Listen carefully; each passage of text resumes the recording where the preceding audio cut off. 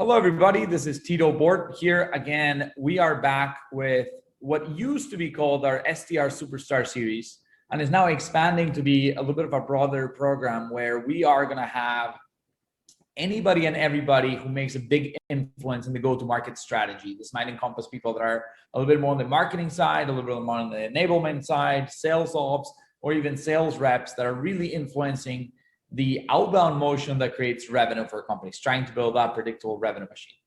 Today, I have a special guest. We have John Caliguire, who is part of the sales enablement. He's a great coach at Acoustic. John, welcome to the show. Thanks, Tito. Thanks for having me. Yeah, I'm really excited because obviously before the show, we were talking a little bit and there are certain things that you're doing that are different from other sales enablement teams. You're doing much more like hands-on coaching, and sometimes these are things that sales development managers might do. So this program is not only going to be applicable to anybody who's in sales enablement, but we're going to review some calls live. We're going to give some coaching. So if you're an SDR, if you're an SDR manager, or if any way, shape, or form you do any cold calling, this show should be super relevant. So I'm excited to dive in. And let's not waste a lot of time. You're going to give a quick intro to yourself, and also, for context for everybody watching the show, we want to make sure that we're aligned on what type of personas you reach out to and all that. So a little bit about yourself and a little bit about the company you work for. For sure. So Acoustic's a company that was carved out of IBM about over 2 years ago now, private equity backed. Basically, we sit in a situation, our main persona is marketers, and the world of marketing 10 years ago was very much how can we collect as much data as possible. This next decade, there's a push towards, how to get the most actionable insights out of this massive amount of data we've been collecting. And next decade is going to be won by brands that are able to use that data to make a very, personalized one-to-one customer experience and a path to purchase for their customers. Acoustic's sort of standing at the front of that trend and helping marketers deliver that type of experience. Awesome. Then let's talk a little bit about your ACV, because we want to make sure that the people who are, selling a $10,000 solution versus $100,000 versus $1 million aren't necessarily agreeing on the same tactics or personas or whatever else. So are you an enterprise solution, 100K type of thing? We really target the mid-market. I'd say average ACV is around 50K on deals. Okay, cool. So with that context, let's talk about your team, right? So you're training, you're coaching. When you're looking at your team, like, do they get a lot of inbound? Do they have a lot of outbound? What is that divide? So it's very, very heavily outbound right now, which is challenge or an opportunity, depending how you look at it. But we see it as opportunity because we're all in sales. We love calling people. We love reaching out to people. We love making those connections. So we've really been driving the engine for most of the time now here. Love it.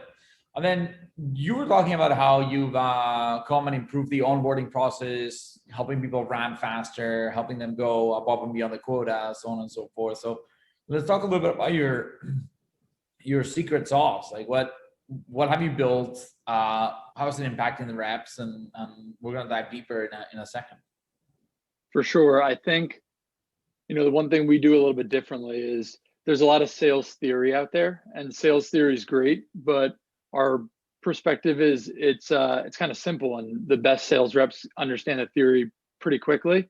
We really overemphasize on the practice, getting as many reps, as many at-bats as possible. So during our onboarding program, we roll out a prospecting workshop that's really centered around making cold calls, cold emails, and using LinkedIn. And then we just spend a ton of time getting reps, practicing, and doing exercises. So when they make their first calls, emails, prospecting on LinkedIn, they feel comfortable. They've done it a ton of times already. They know what's expected from them, most importantly, and they feel confident doing it. Yeah. That's cool. I like what you just said. What's expected from them? So how do you set those expectations? Like what are the expectations for your team? Yeah, so I think we're a force management shop. So we take a lot of the, training materials and information that they give to us. So we definitely roll out some of that theory, but as far as coaching goes, they have a sort of model of, tell, show, observe, evaluate. So the tell and show parts are really where we tell them what a good cold call, for instance, looks like. Then we show them a really good cold call or multiple really good cold calls. Then we observe them doing it and have the chance to sort of fill in the gaps that are between, what we've observed and what the example we've shown for them are. It's really cool. I hadn't seen that framework before, so even I'm learning cool new things already. Let's get a bit more granular. I think the audience, what they really want to see is like, okay, like let's do some coaching. It's like, what are you listening, when you're listening to a call, like what are the areas, and then how do you coach towards that, and what happens later? So I don't know if you wanna make sure you share audio if you have a call to play, or that'd be cool to hear. Absolutely. I'll get this call rolling. If you could give me a thumbs up to let me know I've got sound. You should be good to share. I don't know if you know how to do it. You can click on the share button, and then there should be an audio only. I might be able to hear it, but I want to make sure it comes in the recording for everybody else as well. Absolutely. Share, advanced, and yeah, there you go. Or just screen, that works too. There we go. Okay, let's play. I'm not hearing anything at the moment. Heads up. Okay. So when you do share screen, in the bottom left corner, there's one that says share sound, and that will make sure it works. Got it. There you go. Frank here. I'm calling you from a company called Acoustic. You have a moment to speak with me? Sure, I just got your email. Cool. Well, hope you appreciate the little bit of personalization I threw in there. I noticed you were a Minnesota, Moorhead guy, so I thought you might appreciate the little bit of personalization there. Yeah, not bad. Yeah, tournament bound. It's exciting. I actually watched some of the game the other evening. I got a lot of friends who play D3 ball, but they are not as lucky to be advancing to the tournament. That's it's pretty exciting. Yeah, it was a good season for them anyway. But hey, the reason I'm reaching out is because I know that you're over at Coat, and Coat family. You guys kind of do the the marketing for Grandview as well as some other resorts. Reason I'm reaching out in particular to you is because I know Pebble Beach in particular has been a solid customer of ours. We help them interact with, golfers, people that are going just for the spa, maybe just more so for a family vacation. We help them segment and understand all that. So Tito, I'd normally stop at this point right here. So as you see, we got about 1 minute and 20 seconds into the call. And from my perspective, that's 20 seconds longer than you have to let a prospect know why you're calling and give them a reason to opt in or opt out. So at that point, we would, stop the call, and we'd kind of I'd ask a few questions. I go into discovery mode myself and understand, what the rep's perspective is of how they think the tone's going, what they think the prospect might be, put themselves in the prospect's shoes for a minute. Why do you think the prospect thinks you're calling at this point? And then talk through some ways to maybe get to that a little bit quicker. Yeah. So do you teach your reps like the basic principles of cold calling? Like you just said something like it's 20 minutes more than X. So like, is one of your rules for your training, like within a minute of you dialing, the prospect has to know why you're calling? Like, do you have some other like really good rules of thumb for reps? That's a pretty good rule of thumb. So within 60 seconds, if you could do it in 30 seconds, let them know why you're calling, get permission to talk for a minute or two longer. And we provide many examples to reps for, how to do that. But like in a situation like this, what we would do is, a lot of times we have a very self-aware team willing to get better. So when we have these coaching sessions, I'd probably ask this rep, how do you think your pace was? He'd tell me way too long. I'm way over the minute mark. Okay, why does Frank think you're calling? The guy the prospect you called on. oh, well, he doesn't really know yet. Well, why are you calling? They'd give me a 1 second explanation why you're calling. Okay, lead with that, So that's usually sort of how the process goes. Okay, interesting. So you would meet with a rep, and your coaching style is actually not just telling them what to do, but you're asking a lot of questions about like trying to get them to put themselves in the shoes of the prospect and understanding the flow. How do you know what to coach for? And like, why would you just stop at the 1 minute and 20 seconds? Do you not always play the full call? And what's your style there? So depending on the setting, we listen to this one in a one-on-one scenario. So we'd probably end up going through all of it together. We might stop here, resume, keep going. If it was a larger team call, this might be just a good teaching moment on really good intros, and that might be enough where we would stop here. But I try my best, but everyone's got their own style, and I try to coach more to things that are objectively impactful and effective, and not things that are just like a stylistic preference I might have. Yeah. I'm going to rephrase what you said because it's interesting. The way we also look at call calling is when the person picks up the phone, you got to think of yourself as in a video game and you have a health bar. And depending on how you start managing the call, like every second you're losing like 1 point of your health bar, right? So if you start at like 70 or 80, because you're not at 100 because you're a cold caller, right? You start like losing, call it every 3 or 5 seconds. Like you start losing 1 point of health. And like if they have concerns or questions or objections that you don't know how to handle, and like you fumble it, you might lose 20, 30, right? And sometimes you're dead, right? You're dead in the call. Like, so I like the fact that you're pausing and really starting your training at the beginning of the call to make sure that sometimes these calls that start kind of choppy or difficult, of course, later on they get much worse, but the way to fix the later part is by actually fixing the earlier part. So when you get to that later part, you have a higher health bar. On the higher health bar, the reaction to your execution will also be different. So I really like that. That's good thinking. So you ask these questions to the rep. You say, why do you think they called? Like took a minute 20, like help them like self-assess, inspect, understand. What happens after that? Like, is there any sort of role play or training, or do you just have them go listen back to it on their own or take notes, or I don't know, like what's your style? So there's usually, again, slightly different one-on-one versus team scenario. If it's team scenario, it might be just a general conversation around what other people have done in a similar scenario that's worked.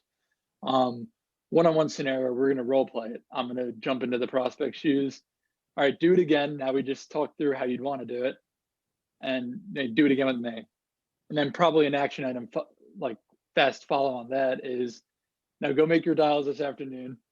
Send me a call where you do this, and let's see how it goes. Let's see if there's any, difference in the results. Yeah, I like that. I know you have one more call you want to play. Why don't we listen to that one and see what we have there too? You got it.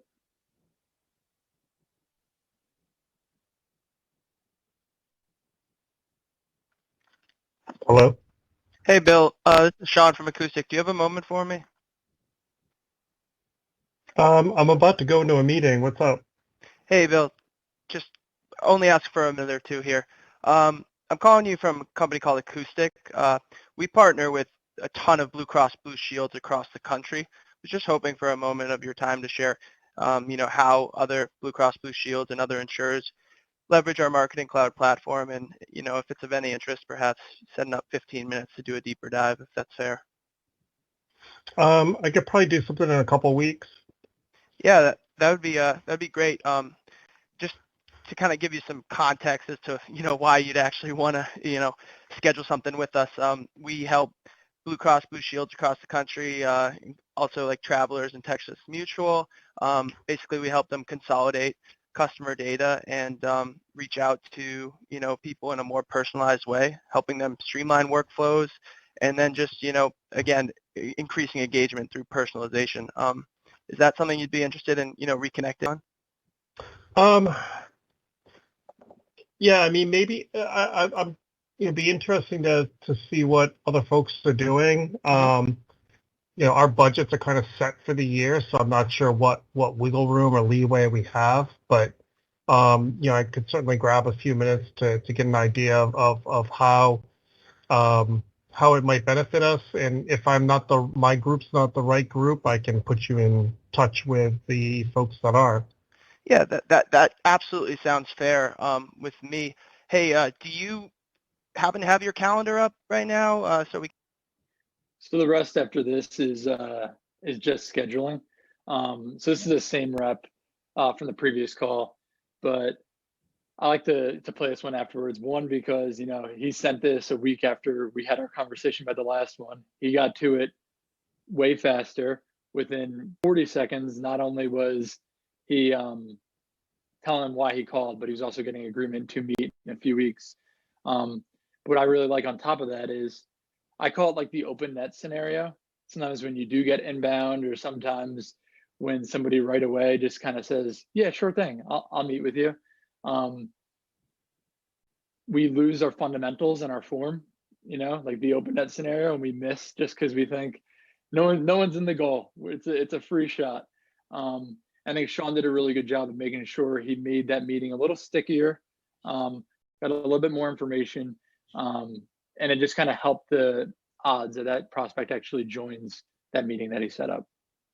Yeah, I really like that.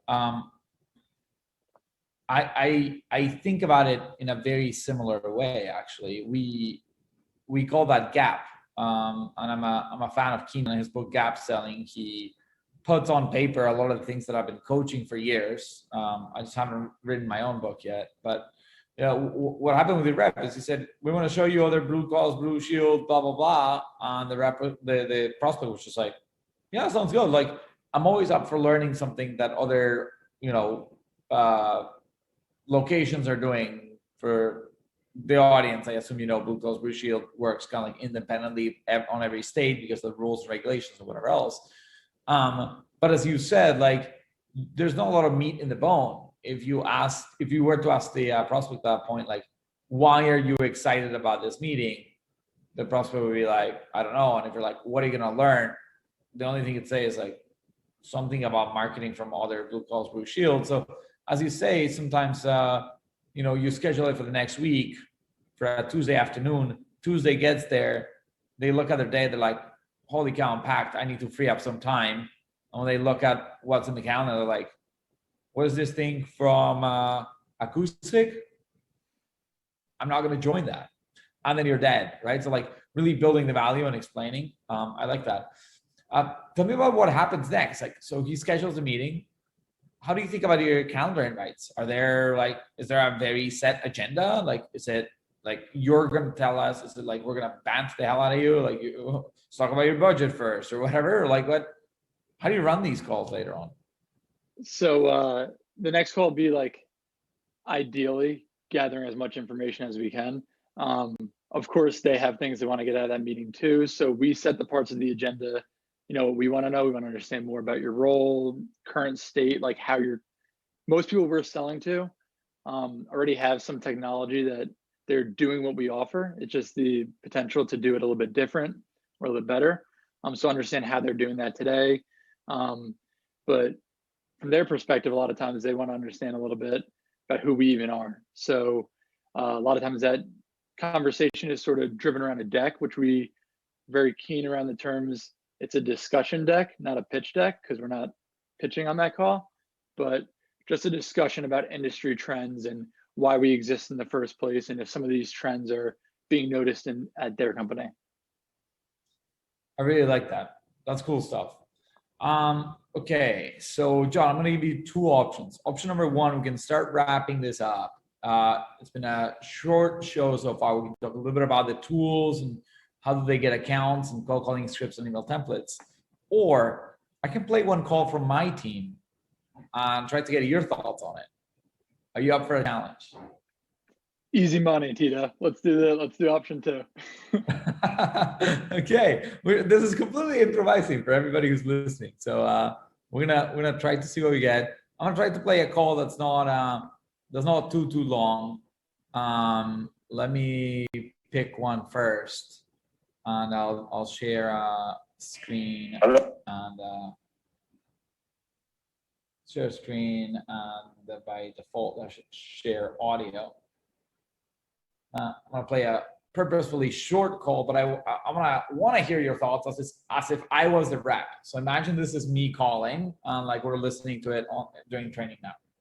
Mm-hmm. Hello? Hello, Mr. Himanshu. Yes? This is Robertson at AirDB. I was hoping to speak to you briefly. Do you have 2 minutes? Yeah, sure. Regarding what?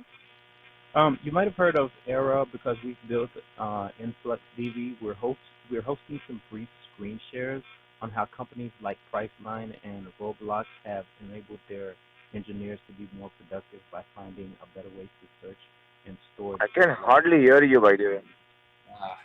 Okay. We were super improvising, and that call, like the audio is messed up. So that's a hard one to train on. I'm gonna pick another random one. Let me try to go here. Let's see. Hello. Hi, Josephine. I was hoping to speak with you briefly. Do you have 2 minutes? Where are you from? I'm sorry. Not sure if you've ever heard the name. No. What is this in reference to? Well, I came across your LinkedIn profile, noticed you were the customer marketing manager, and we're sharing some personalized screen shares on how Vice and Tastefeed were able to double the effectiveness of the social video content that they were producing by knowing how and when to change that content to address the interests of their viewers, understand behavioral consumer and buyer patterns. Really curious. I have 2 quick questions to make sure it's relevant to you. Is that fair? Yeah, I'm actually in the middle of something right now. Can you send me an email or call me tomorrow, maybe? Yeah, what time would work for a call tomorrow? And I'll also send you an email as well. Like 10-ish? 10? Okay. Yeah. Awesome. All right. Okay. Well, I'll try and get connected with you tomorrow, and then we'll shoot you an email, and if it's something of interest, we can go from there. All right. Sounds good. Thank you. Cool. Awesome. All right. You have a good one. Okay. So are you Imagine I'm the rep now. I just did that call. Imagine that was me. Cool. So right off the bat, favorite way we like to start calls, we get an objection immediately. So the objection was one of those soft, subtle objections. Who are you guys? Never heard of you. Tubular Labs. How do you think you handled that objection? I didn't really know what to say, so I was hoping they might have heard of our name. I don't know. Is that uncommon? Like, do you get that objection typically making calls? Yeah, like maybe 30-40% of the time they ask me what's Tubular Labs. Yeah, and every time are you kind of trying to improvise on the spot about how you're going to respond and position Tubular? I mean, I'm kind of like about to tell them. So when they say where from or like what is this, where you're calling from, I would just say the name, and then if they agree to the 2 minutes, then they're really about to find out. So that's how I'm thinking about it. Got it. I would say for that first intro part, you kind of could have skipped the Tubular Labs, and again, maybe nitpicky. Have you ever heard of us? The Tubular Labs sort of question mark in the tone. You can sort of read through that. They haven't heard of you guys, and jump into what your statement was, right? And I like the way you position that, right? It wasn't we are this, it's we're helping people do this. So I think that anytime we make the we help versus we are statement, I think that's a very good way to position it, especially at this point. But then you followed up on that, right, with a question. Do you remember what the question was you followed up on that with? Initially, I asked if she had 2 minutes. Then I said if I could ask her 2 questions to see if this was relevant. And And I believe I got shut down after that. Mhm. So my perspective, ask the question. You got the first permission 2 minutes. If we're asking every 30 seconds for permission for something else, we're not getting to a content meaty conversation very quickly.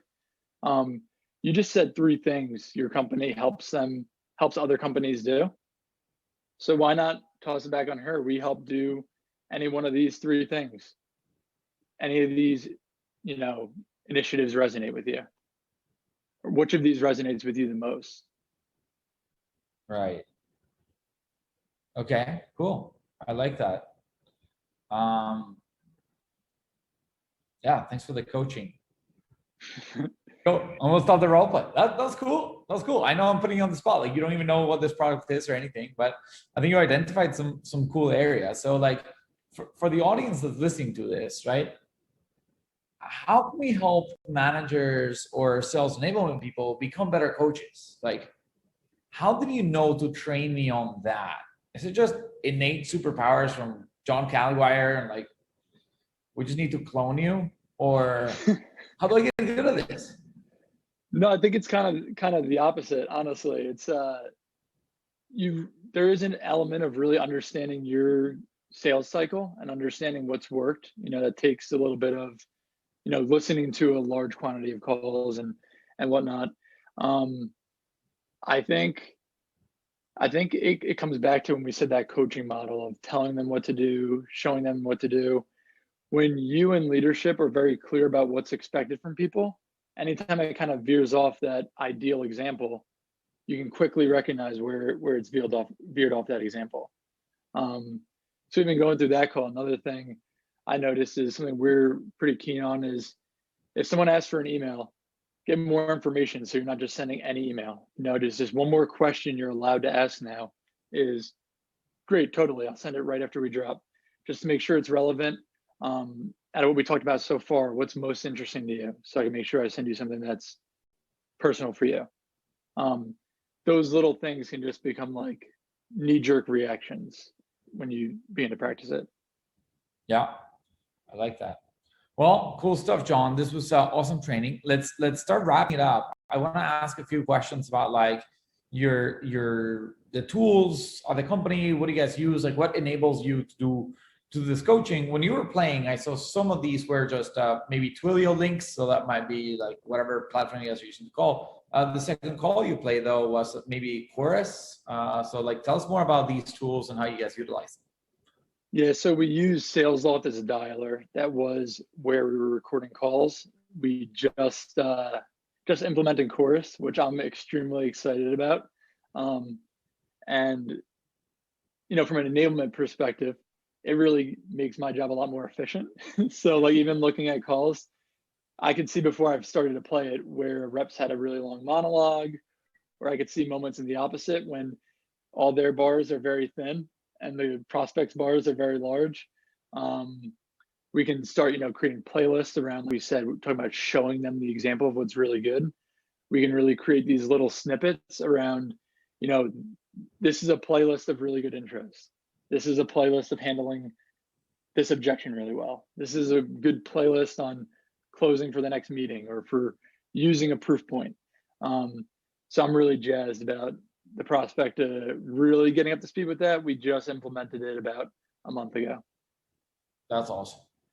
Cool. Let's talk a little bit about your reps and like their workflows and like, do they get target accounts like for them? Do they have to find their own? Is it territory based? Like, do they support multiple AEs? Like, what's day to day like?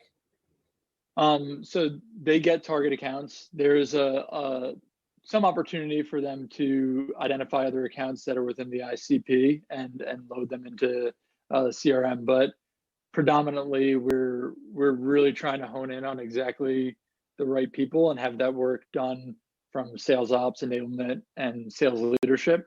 So the reps work can really be on, finding personal information about these people and reaching out and having really good conversations. Yeah. Tell me more about like the actual outreach. Like, do you build them some sort of cold calling script to start with, or like how do you build on the foundation so that they can they can be good at the job. And then I know it's a lot of tweaking. We just did a lot of like more advanced training, but you know. So we have a framework. The word script, at least in my experience, sends shivers up some people's backs. So we have a framework where I kind of like to talk about it. It's like the guardrails on a road. You can drive in any one of these 5 lanes between 60 and 80 miles per hour, but you can't crash into the guardrails. So it's kind of like these 3 sections of the call are really important.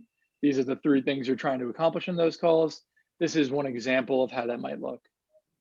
Yeah, I like that a lot. I know we focus this on the call training, but how about the emails? Do you provide them any templates? Do you coach on emails sometimes? We coach on emails as well. That's less straightforward. There's not really like one framework. We have, different things for different sort of sprints we're running or different industries. But in general, we have an emphasis on, having some type of personal touch first, a personal connection with whatever you're able to find on this prospect. And then just like a quick, by the way, Acoustic is a company helping people do X, Y, Z, and a call to action. Let me know if you have time Thursday or Friday to chat. Yeah. One last question here about your reps. Like sometimes SDRs, especially if you don't hire them with experience, they sometimes have a weird mindset or mentality. Like some of them are very pushy. Some of them get like, very emotionally involved and feel rejected. Some of them come also sometimes with bad trainings. I don't know. I'm for example, not a fan on like people like Grant Cardone. They're like incredibly like pushy and aggressive and like stuff like that. Like, how do you mold SDR's like personality, or have you found a way to help them have the right mindset? Is that something you think of across your team? I think it's interesting territory because there's only so much of it you can control, right? Everybody's mindset to a certain extent is driven by themselves, but we do have a very intentional sales culture where, it's very intentional. If you're not willing to be coached, to collaborate with your teammates, to give and get feedback, you're going to start feeling uncomfortable here pretty quick because we're always doing that. And I think also it starts at the very beginning of, it's a hard job to hire for, but that is stuff we're looking for in the hiring process. And we're pretty intentional, as I think many people are, where, we like to see people do role plays and send mock emails before we actually hire anybody. I love that, man. This has been super helpful. Just getting your perspective, your process, the way you ask questions to your reps, the way you help them get to the answers on their own, and how you are kind of like evaluating and controlling the progress that they make is really obviously creating an impact and helping your team. So, man, congrats on all the success. Do you have any final thoughts that you want to share with the audience before we talk a little bit about how to get in touch with you, where to find you, where to follow you, things like that? Yeah, I guess the final thought I want to finish on is the tightrope we're always walking in sales coaching, right? Is on one end, it's like being a cheerleader and only, telling people when they've done things that are awesome. On the other end, it's, just being like the relentless critic. I think that was kind of why I went with the 2 calls I brought today to show it's just as important to do both. And that's like constantly, anybody who's been in coaching can relate to that challenge. Awesome. Great stuff, man. Thanks for coming to the show. If people want to get in touch with you and get more tips, ideas, tricks, whatever, easiest way to get in touch? Easiest way is LinkedIn. My name is John Caliguire again. And happy to connect with anybody who wants to, just talk about sales. Awesome, man. Thanks for coming to the show. For everybody else who's here, we post these on YouTube and on a couple of podcasts. And you can also find me on LinkedIn at Tito Bort. And let's keep them coming. Hope you all enjoy this and you had something written down that you can go back and implement. So thanks again, John. It's been a pleasure to have you on the show. Thanks, Tito.